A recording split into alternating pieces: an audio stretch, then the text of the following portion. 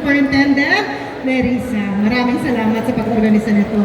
At palakpakan natin ang ating alkalde na siya ang gumawa ng paraan para maging posible ito. Palakpakan po natin ang ating alkalde na si Yorme Isko Moreno Dumagoso. Alam niyo mga bata, itong pansahan na ito, maganda to sa katawan. Pero, alam ko, marami rin sa inyo, maraming iniinda pag mag-isa na lang kayo sa bahay. Alam ko, marami mga kabataan ngayon may pinagdadaanan ng mga mental health problems. Ang mga ganitong kaparaanan ng ating syudad ang siyang tutulong sa inyo para maalala nyo kung gaano kayo kagaling at gaano kayo kamahal ng Panginoon. Kaya gawin niyo po ito, pagalingin niyo ang inyong mga sarili, pero more than winning, ang importante dito, makita niyo sa inyong mga sarili na kaya niyo gawin ang inyong best kahit na mahirap. Dahil sa buhay minsan mahirap, pero pag tayo lumalaban, kayang-kaya natin ito. Kaya niyo ba? Mahina? Kaya niyo bang galingan? Nandito ako para ipakilala ang isang tao na alam kong mahal na mahal ninyo. Pero tinanong ko siya kanina kung nung bata ba siya, naging atleta siya. Pero ang sabi niya sa akin, dahil sa hirap ng buhay, kinailangan niyang magtrabaho.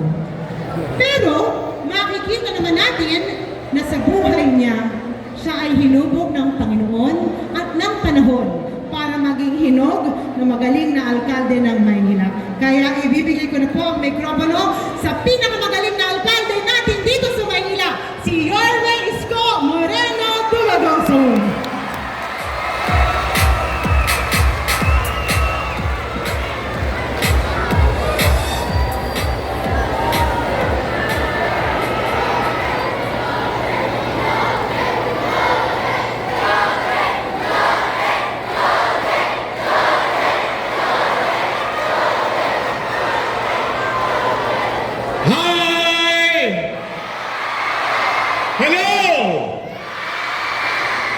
Ganyang kalakas ang loob ng mga batang Maynila.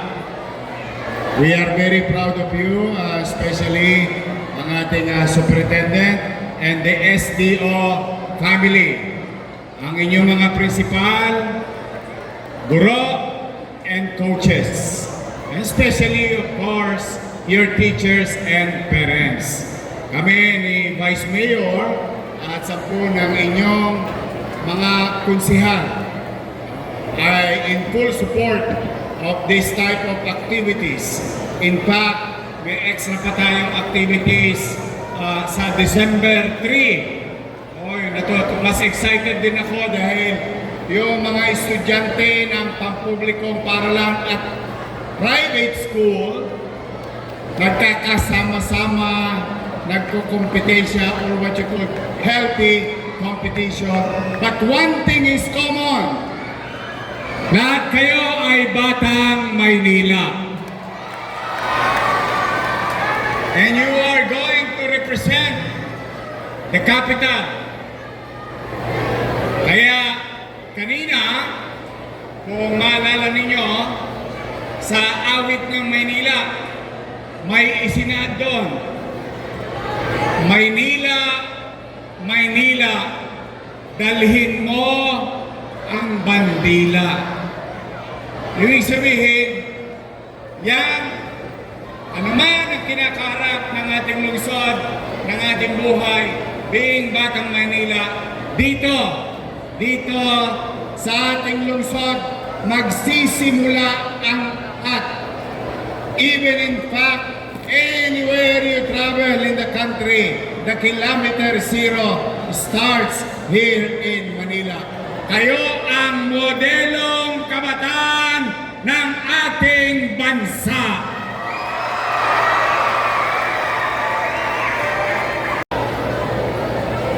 I'm proud of you, I'm proud of Batang Manila dahil meron akong isi-share sa inyo.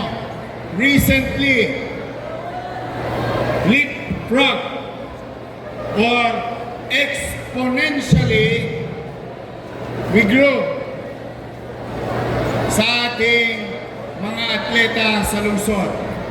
2 weeks ago, Sumali tayo sa Batang Pinoy. Ginawa sa Mindanao. Last year, ang Maynila nagpadala ng delegado. Ang 2024 medal achievement natin ay 1. Grabe mo. Sad to say, 2024, isa lang ang gold medal na naiuwi natin pabalik sa ating syudad. But last week, 2025, with the new leadership of our department, Dale Evangelista, and the team of the city government, we've sent again mga batang Maynila na atleta from 84th place. Remember, from 84th place ang Maynila noong 2024 from 1 gold medal in 2024. This year, ang mga batang Maynila ay nagkamit ng 40 plus gold medal sa ating palaro sa bansa. From 84th place, we are now number 3 in the Philippines. Ibig sabihin, mga batang Maynila, continue to inspire your teammates. To the coaches, continue to guide our athlete. Dahil nakikita ko,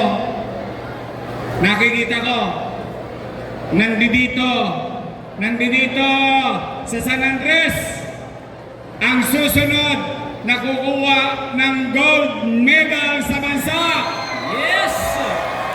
Kaya nyo ba mag-uwi ng gold? Promise? Tingnan natin kung sino ang pinakamalakas ang loob. District 1, kaya nyo kuha ng gold? Oh, sabi ng District 1, oo daw.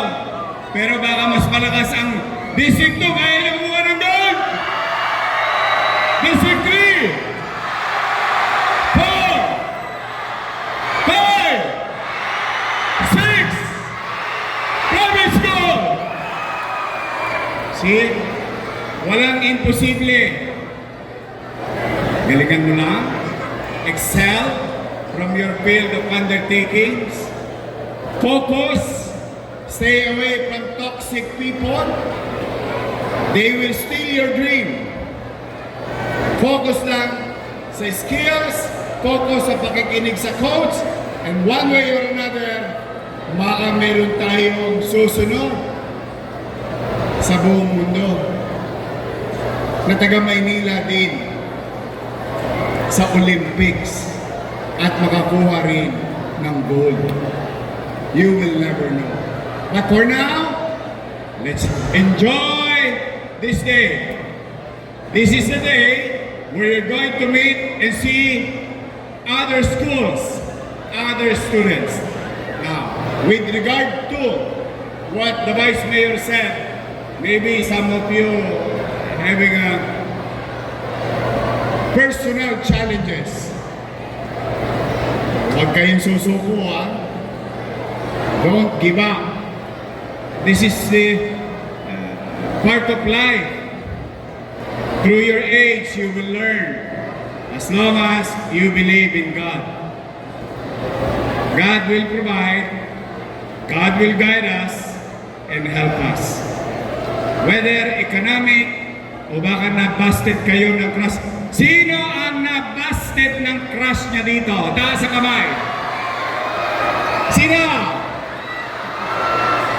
Marami pala akong katulad. Noong high school, broken-hearted ako.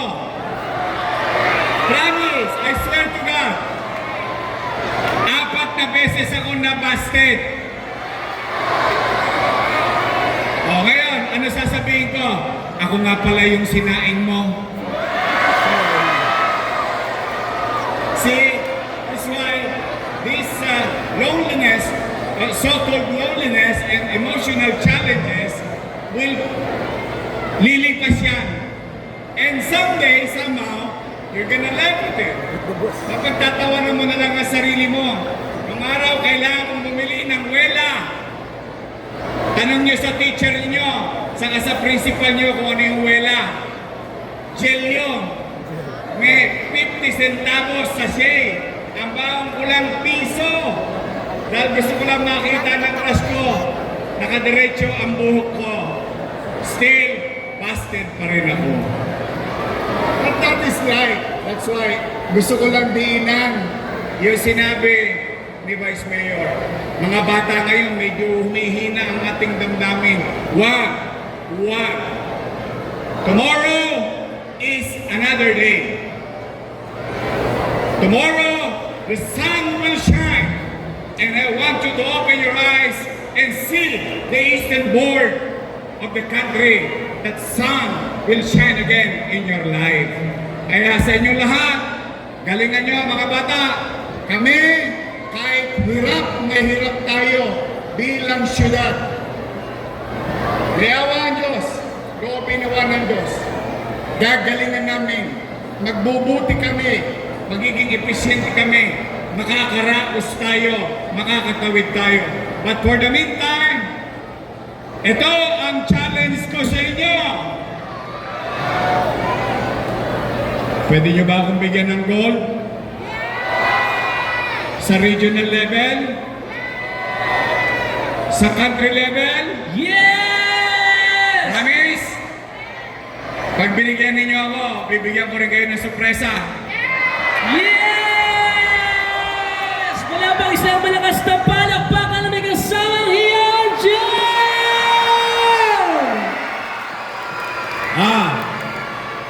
Promise ko yan. Basta iniwayan nyo ako ng gold galing sa region. Meron na kayong sinabi ang ating superintendent na premyo. Yon ay city government. Meron pa yung premyo galing kay Yorme. Yes! Kaya nyo ba? Okay, sabay-sabay na. 2 joints na, 2 joints. Go, Joyce! Go, Joyce! Go, Joyce! Go, Joyce! Mga bata, chill-chill lang ha. Sabay-sabay. Outfit check. Easy lang tayo. Muli, congratulations in advance to our principals, to our teachers, coaches. I wish you all the best and I hope that God will continue to guide each and every one of you. Maraming salamat. Palarong Maynila 2025. Manila!